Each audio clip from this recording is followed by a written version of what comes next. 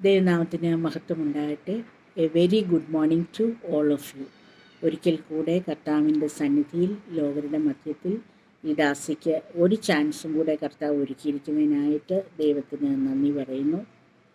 ഇന്ന് നമുക്ക് എങ്ങനെ നന്മ കൊണ്ട് തിന്മയെ ജയിക്കാൻ പറ്റും അതിനെക്കുറിച്ചൊന്ന് നോക്കാം. റോമൻസ് 12:21 തിന്മയോട് തോൽക്കാതെ നന്മയാൽ തിന്മയെ ജയിക്കുക എന്നുള്ള വാക്യത്തിനെ ആധാരമാക്കി നമുക്കൊന്ന് ചിന്തിക്കാം. അതായത് നമ്മൾ ഈ ലോകത്ത് ജീവിക്കുമ്പോൾ ഈ ലോകത്ത് നന്മയും തിന്മയുമുള്ള ലോകമാണ്.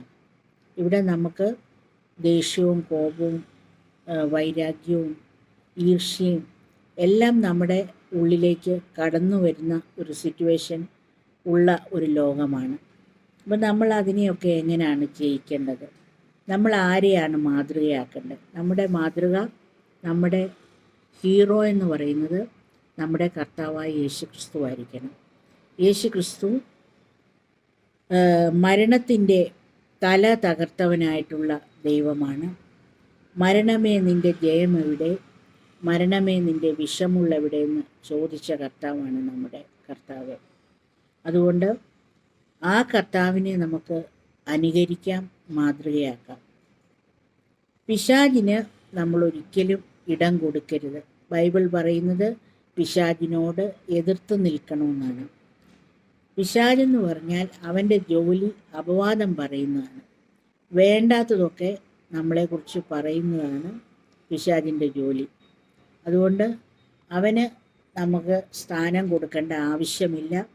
നമ്മളിൽ എപ്പോഴും ആത്മാവിൻ്റെ ഫലങ്ങളാൽ നമ്മുടെ ഹൃദയം നിറയണം. മനുഷ്യൻ എന്ന് പറയുന്നത് ജഡം, ദേഹി, ആത്മാവ്. അതാണ് ദേഹം, ദേഹി, ആത്മാവ് എന്നതാണ് ഒരു മനുഷ്യൻ എന്ന് പറയുന്നത്. അതിലെ ജഡം അല്ലെങ്കിൽ ദേഹത്തിലെ അതിൻ്റെ പ്രവൃത്തികളാണ്, ജഡത്തിൻ്റെ പ്രവൃത്തികളാണ് നമുക്ക് വായിക്കാൻ പോകുന്നത്.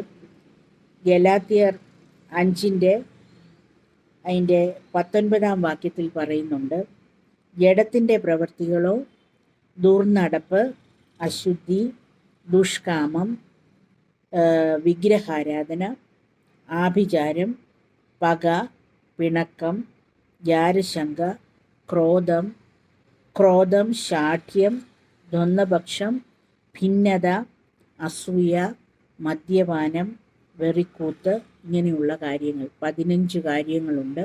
ഇതെല്ലാം ജഡത്തിൽ നിന്ന് പുറപ്പെടുന്ന കാര്യങ്ങളാണ്. നമ്മുടെ നാവിൽ നിന്നും കണ്ണിൽ നിന്നും കയ്യിൽ നിന്നും കാലിൽ നിന്നും ഒക്കെ ഇത് പുറപ്പെട്ടാൽ ഇത് നമുക്ക് നമ്മുടെ ദേഹത്തിന് കേടുവരുത്തുന്ന സാധനങ്ങളാണ്. അതേസമയം നമ്മളൊരു ഭക്ഷണത്തിൽ എന്തെങ്കിലും കുഴപ്പമുണ്ടെങ്കിൽ അത് കഴിച്ചാൽ അത് നമ്മുടെ ശരീരത്തിൽ നിന്ന് വെളിയിൽ പോകും ആ ദോഷം.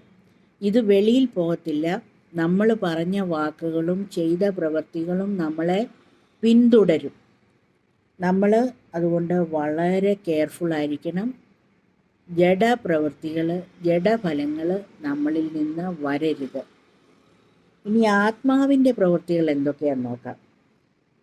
ഗലാത്യർ 5:22 വാക്യം, സ്നേഹം, സന്തോഷം, സമാധാനം, ദീർഘക്ഷമ, ദയ, പരോപകാരം, വിശ്വസ്തത, സൗമ്യത, ഇന്ദ്രിയജയം. ഇങ്ങനെ 9 ഫലങ്ങളാണ് ആത്മാവിൻ്റെ ഫലങ്ങൾ, ഫ്രൂട്ട് ഓഫ് സ്പിരിറ്റ് എന്ന് പറയുന്നത്.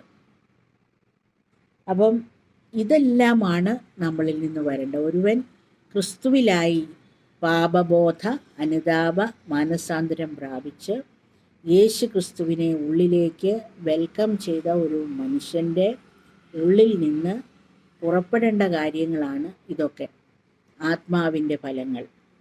ഇത് പുറപ്പെട്ടു കഴിഞ്ഞാൽ ക്രിസ്തുവേശുവിനുള്ളവർ ജഡത്തെ അതിൻ്റെ രാഗമോഹങ്ങളോടുകൂടെ ക്രൂശിച്ചിരിക്കുന്നു എന്നാണ് ബൈബിൾ പറയുന്നത്. നമ്മുടെ ജഡത്തിനെ നമ്മൾ ക്രൂശിപ്പിക്കണം. അതിന് രാഗമുണ്ട്, മോഹമുണ്ട്, പല കാര്യങ്ങൾ ജഡത്തിലുണ്ട്. അതിനെയെല്ലാം നമ്മൾ ക്രൂശിപ്പിച്ചു കഴിഞ്ഞാൽ നമ്മളിൽ നിന്ന് ജഡപ്രവൃത്തികൾ വരത്തില്ല. പിന്നെ നമ്മളിൽ നിന്ന് വരുന്നത് ആത്മാവിൻ്റെ പ്രവൃത്തികളായിരിക്കും, ആത്മാവിൻ്റെ ഫലങ്ങളായിരിക്കും. അതുകൊണ്ട് നമ്മൾ ആത്മാവിനെ, ദൈവത്തിൻ്റെ ആത്മാവിനെ അനുസരിച്ച് ജീവിക്കണം. അങ്ങനെ ജീവിക്കുന്നുവെങ്കിൽ ആത്മാവിനെ അനുസരിച്ച് നടക്കുകയും വേണം എന്നാണ് ബൈബിൾ പറയുന്നത്.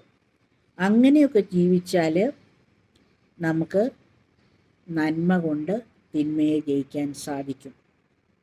അതായത് നമുക്ക് പ്രതികാരം ചെയ്യാനായിട്ട് ചാൻസ് കൊടുക്കരുത്. നമ്മുടെ ശത്രുവിന് വിശക്കുന്നുവെങ്കിൽ അവന് തിന്മാൻ കൊടുക്കുക, ദാഹിക്കുന്നുവെങ്കിൽ കുടിപ്പാൻ കൊടുക്കണം. അങ്ങനെയെങ്കിൽ നമുക്ക് അവനെ നമുക്ക് നന്മ കൊണ്ട് ജയിക്കാൻ പറ്റും. ക്രിസ്തുവിനെ നമ്മൾ അനുകരിക്കണം. കർത്താവിൻ്റെ ക്രൂശീകരണ സമയത്ത് കർത്താവ് ആ ക്രൂശും വഹിച്ചുകൊണ്ട് വരുന്ന സമയത്ത്, അതിനു മുൻപുള്ള സമയത്ത് പടയാളി കർത്താവിൻ്റെ ശിഷ്യനല്ല ഒരാളുടെ ചെവി കണ്ടിച്ചിട്ടപ്പോൾ കർത്താവ് ആ ചെവിയെ എടുത്ത് അതിൻ്റെ സ്ഥാനത്ത് വയ്ക്കുകയാണ് ചെയ്തത്. അവിടെയും കർത്താവിന് തിന്മ വരാൻ പോവുകയാണ്. ആ സമയത്ത് പോലും കർത്താവ് അവിടെ നന്മ കൊണ്ട് തിന്മയെ ജയിച്ചതായിട്ട് നമുക്ക് കാണുവാൻ സാധിക്കും. അതുകൊണ്ട് കർത്താവിൽ നാം നമ്മളെ റീജുവിനേറ്റ് ചെയ്യണം. അതായത് നമ്മുടെ മനസ്സിനെ പുതുക്കി രൂപാന്തരപ്പെടുത്തണം. ദൈവവചനം നമ്മളിൽ എപ്പോഴും വരണം. നമ്മുടെ വായിൽ നിന്ന് ദൈവവചന വാക്യങ്ങൾ വന്നു കഴിഞ്ഞാൽ അത് ഉച്ചരിക്കുവാണെങ്കിൽ നമുക്ക് പിശാചിനെ ഭർത്സിക്കുവാനായിട്ട് സാധിക്കും. അതുകൊണ്ട് പിശാചിനോട് എതിർത്ത് നിൽക്കണമെങ്കിൽ ദൈവവചനം നമ്മൾ ബൈഹേർട്ടാക്കണം. ദൈവവചനത്തിലെ ചില വാക്യങ്ങൾ നമ്മുടെ ഉള്ളിലുണ്ടെങ്കിൽ അത് നാവുകൊണ്ട് പറയുമ്പോൾ പിശാച് ഓടിപ്പോകും. അതുകൊണ്ട് മനസ്സിനെ ക്രിസ്തുവിൻ്റെ വിശാല ഹൃദയമാക്കുക, ക്രിസ്തു മനസ്സ് നമ്മളിൽ കൊണ്ടുവരിക, ക്രിസ്തുവിൻ്റെ ഭാവം കൊണ്ടുവരിക. അതുകൊണ്ട് നമ്മൾ വിചാരിക്കണം, നമ്മളെ ഉപദ്രവിക്കുന്നവർക്ക് അറിവില്ലായ്മ കൊണ്ടാണ് അവരങ്ങനെ ചെയ്യുന്നതെന്ന് നമ്മൾ വിചാരിക്കണം. അതുകൊണ്ട് അവരെ പറഞ്ഞ് മനസ്സിലാക്കുകയും അവരെ നന്മ കൊണ്ട് കീഴ്പ്പെടുത്തുകയും ചെയ്യേണ്ടത് കർത്താവിൻ്റെ മക്കളെന്ന നിലയിൽ അത് ചെയ്യേണ്ടതൊരാവശ്യമാണ്. അതുപോലെ മനുഷ്യരെ നമ്മൾ സൂക്ഷിക്കണം. കാരണം പല ടൈപ്പിലുള്ള മനുഷ്യരാണ് ഈ ലോകത്തിലുള്ളത്. ചിലരൊക്കെ ആട്ടുംതോലണിഞ്ഞ് വെളിച്ചദൂതനെ പോലെ നമ്മുടെ അടുത്ത് വരും, നമ്മളെ ചതിക്കാനും വഞ്ചിക്കാനും. അപ്പോൾ അങ്ങനെയുള്ളവരുടെയൊക്കെ അടുത്ത് വളരെ ബുദ്ധിയോടും വിവേകത്തോടും കൂടെ നമ്മൾ പെരുമാറേണ്ടത് ആവശ്യമാണ്.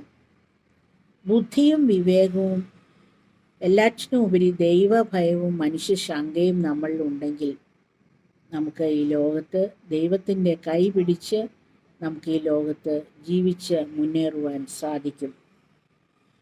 അതായത് എന്ത് സംഭവിച്ചാലും ദൈവം ഒടുക്കം അതിനെ നന്മയാക്കി തീർക്കും എന്ന് നമ്മൾ വിശ്വസിക്കുക. ഇപ്പോൾ തന്നെ കൊറോണ വന്നു, അത് പോയി, ദൈവം എല്ലാം ശാന്തമാക്കി. അപ്പോൾ നമ്മുടെ ജീവിതത്തിൽ നമുക്ക് എന്ത് സംഭവിച്ചാലും എല്ലാം നന്മയായിട്ട് രൂപാന്തരപ്പെടുത്താൻ നമ്മുടെ ദൈവം ശക്തനാണ്. അതുകൊണ്ട് നമ്മുടെ മനസ്സിൽ നമ്മൾ നന്ദി, നന്മ, അനുഗ്രഹം ഇത് മൂന്നും സൂക്ഷിക്കുക. മറ്റുള്ളവരോട് ചെയ്യേണ്ട കാര്യങ്ങളാണ്. നന്ദിയുള്ളവരായിരിക്കണം മനുഷ്യരോട്, നന്മ ചെയ്യണം മനുഷ്യർക്ക്, മനുഷ്യരെ അനുഗ്രഹിക്കണം. അങ്ങനെ ചെയ്താൽ നമുക്ക് തന്നെ മനസ്സിന് വളരെ സന്തോഷം തോന്നും. ഇപ്പം നമുക്ക് ഉഷ്ണമുള്ള കാലമാണല്ലോ. ഉഷ്ണമുള്ള കാലത്ത് ഉഷ്ണേന ശാന്തി എന്ന് നമ്മളോട് പറയുമ്പോൾ, നമ്മൾ തന്നെ നമ്മളോട് പറയുമ്പോൾ നമുക്ക് ഈ വലിയ ഉഷ്ണത്തിന് ഒരു ശമനം കിട്ടുന്നതായിട്ട് സാധിക്കും. അതായത് നമ്മുടെ ഉള്ളിൽ നമ്മൾ ഉഷ്ണമാണേ വേർക്കുന്നു, ചൂടെടുക്കുന്നു എന്ന് പറഞ്ഞുകൊണ്ടിരിക്കുമ്പം നമുക്കൊന്നുകൂടെ അങ്ങ് ചൂട് കൂടും. അതേസമയം ഉഷ്ണേന ശാന്തി എന്ന് പറയുകയാണെങ്കിൽ ഉഷ്ണത്തിനെ ഉഷ്ണം കൊണ്ട് തന്നെ ശമിപ്പിക്കാനായിട്ട് നമുക്ക് സാധിക്കും. അതുപോലെയാണ് നമുക്ക് ഒരു പ്രയാസം വരുമ്പോൾ, മനസ്സിന് വിഷമം വരുമ്പോൾ ആ വിഷമത്തിനെ ഒരു വലിയതായിട്ട് കാണാതിരിക്കുക. ദൈവത്തോട് പറയുക. ദൈവം അതിന് യഥാർത്ഥ സൊല്യൂഷൻ നമുക്ക് പറഞ്ഞു തരും. അങ്ങനെയാവുമ്പം നമുക്ക് നന്മ കൊണ്ട് നമ്മുടെ പ്രശ്നത്തിനെ കൈകാര്യം ചെയ്യാൻ സാധിക്കും. ദൈവം സഹായിക്കട്ടെ. അതുകൊണ്ട് നമ്മുടെ കർത്താവ്, മരണത്തിൻ്റെ തലതകർത്തവനായ നമ്മുടെ കർത്താവിൻ്റെ വാക്കുകൾ, മരണമേ നിൻ്റെ ജയമെവിടെ, മരണമേ നിൻ്റെ വിഷമുള്ളെവിടെ എന്ന് ചോദിച്ച കർത്താവാണ് നമ്മുടെ കർത്താവ്. അതുകൊണ്ട് നമ്മുടെ കർത്താവിന് ഒരിക്കലും ഒരു ജഡഫലമുള്ള മനുഷ്യനല്ലായിരുന്നു. ആത്മാവിൻ്റെ ഫലങ്ങൾ നിറഞ്ഞു തുളുമ്പുന്ന ഒരു മനുഷ്യഹൃദയമായിരുന്നു നമ്മുടെ കർത്താവിൻ്റേത്. നമുക്കും ആ രീതിയിൽ കർത്താവിനെ അനുകരിക്കാൻ സാധിക്കണം. നമ്മുടെ മുന്നോട്ടുള്ള ജീവിതത്തിൽ നമ്മുടെ ഉള്ളിൽ നിന്ന് ആത്മാവിൻ്റെ ഫലങ്ങൾ പുറപ്പെടട്ടെ. ആരോടെങ്കിലും പകയും പിണക്കവും കോപവും ഒക്കെ ഉണ്ടെങ്കിൽ അത് അവരോട് പറഞ്ഞു തീർക്കുക. അവരെ ഒന്ന് ചിരിച്ച് കാണിക്കുക. അവരോട് ചിരിക്കുമ്പം തന്നെ നമ്മുടെ ഉള്ളിൽ സന്തോഷം തോന്നും. അവരുടെ ഉള്ളിലും അയ്യോ ഇയാൾക്ക് എന്നോട് ദേഷ്യമില്ലെന്ന് തോന്നും. അപ്പം നമ്മൾ നന്മ കൊണ്ട് നമുക്ക് നമ്മുടെ തിന്മയെ ജയിക്കാം. നന്മ പ്രവൃത്തികൾ കൊണ്ട് നമുക്ക് ഈ ലോകത്ത് നമുക്ക് ജയിച്ച് മുന്നേറാം. ആരോടും പക വയ്ക്കാതെ, ആരോടും ക്രോധം വയ്ക്കാതെ, ഈർഷ്യ വെക്കാതെ ദൈവത്തിന് കൊള്ളാവുന്ന ജീവിതങ്ങൾ നമ്മുടെ ദേശത്ത് പാർത്ത് വിശ്വസ്തത ആചരിക്കാൻ നമുക്ക് സാധിക്കണം. നമ്മുടെ കുടുംബത്തിനും സഭയ്ക്കും സമൂഹത്തിനും അനുഗ്രഹമായിട്ട് നിൽക്കണം. ദൈവത്തിനും മനുഷ്യർക്കും കൊള്ളാവുന്ന ജീവിതങ്ങൾ നയിക്കാൻ നമുക്ക് സാധിക്കണം. മറ്റുള്ളവർക്ക് നമ്മളിലൂടെ കർത്താവിനെ വായിച്ചറിയാൻ സാധിക്കണം. കർത്താവിൻ്റെ ഉത്തമ പത്രങ്ങളായിട്ട് നമുക്ക് ജീവിക്കാൻ സാധിക്കണം. അതുപോലെ കാരമുള്ള ഉപ്പായിട്ട് നമുക്ക് ഈ ലോകത്ത് നിൽക്കാൻ ദൈവം ഇടവരുത്തട്ടെ. എന്നെ കേൾക്കുന്ന എല്ലാവർക്കും അതിനായിട്ട് ദൈവം കൃപ തരട്ടെ. എന്നെ ക്ഷമയോടെ കേട്ടിരുന്ന എല്ലാ വ്യക്തികൾക്കും എൻ്റെ പ്രത്യേകമായിട്ടുള്ള നന്ദി ഞാൻ അർപ്പിക്കുന്നു. മുന്നോട്ടുള്ള ജീവിതം നമുക്ക് ശാന്തമായ മനസ്സുമായി ക്രിസ്തുവിൻ്റെ സമാധാനമുള്ള മനസ്സോടുകൂടെ ജീവിക്കാൻ നമ്മളെ ദൈവം ഇടയാക്കട്ടെ. മറ്റുള്ളവരെ കർത്താവിൽ ബലപ്പെടുത്തുവാനും നന്മ കൊണ്ട് തിന്മയെ ജയിക്കുവാനും ആത്മാവിൻ്റെ ഫലങ്ങൾ മറ്റുള്ളവർക്ക് കാണിച്ചു കൊടുക്കുവാനും ദൈവം ഇടയാക്കട്ടെ. കഴിഞ്ഞ ഒരാഴ്ച കാലം ദൈവം അത്ഭുതകരമായിട്ട് നമ്മളെ നടത്തി. ഈ പുതിയ ആഴ്ച നമ്മുടെ കയ്യിൽ ദൈവം തന്നിരിക്കുന്നു. ഈ ആഴ്ചയിൽ ദൈവം എല്ലാവിധത്തിലുള്ള ആപത്തുകൾ, അനർത്ഥങ്ങൾ, ദോഷങ്ങൾ, ശാപങ്ങൾ, ദുഷ്ട മനുഷ്യൻ, ദുഷ്ടജന്തു, എല്ലാ വിധത്തിലുള്ള ഡിസാസ്റ്റേഴ്സ് എല്ലാറ്റിൽ നിന്നും ദൈവം രക്ഷിക്കുവാൻ ശക്തനായിരിക്കാൻ ദൈവത്തിന് നന്ദി പറയാം. ദൈവഹിതമെങ്കിൽ അടുത്ത ആഴ്ച നമുക്ക് വേറൊരു പുതിയ ചിന്തയുമായിട്ട് കാണുവാൻ ദൈവത്തിന് ഇഷ്ടമുണ്ടെങ്കിൽ ദൈവം ഇടയാക്കട്ടെ. ഈ കർത്താവിൻ്റെ വചനം ഒക്കെ ഇഷ്ടപ്പെടുന്നവർക്ക് ഇത് സബ്സ്ക്രൈബ് ചെയ്യാനും ഷെയർ ചെയ്യാനുമുള്ള അവകാശമുണ്ട്. അത് നിങ്ങൾ വേണ്ടതുപോലെ ഉപയോഗിക്കുക. കർത്താവ് എല്ലാവരെയും നിറവോടുകൂടെ അനുഗ്രഹിക്കുമാറാകട്ടെ. Thank you. God bless you.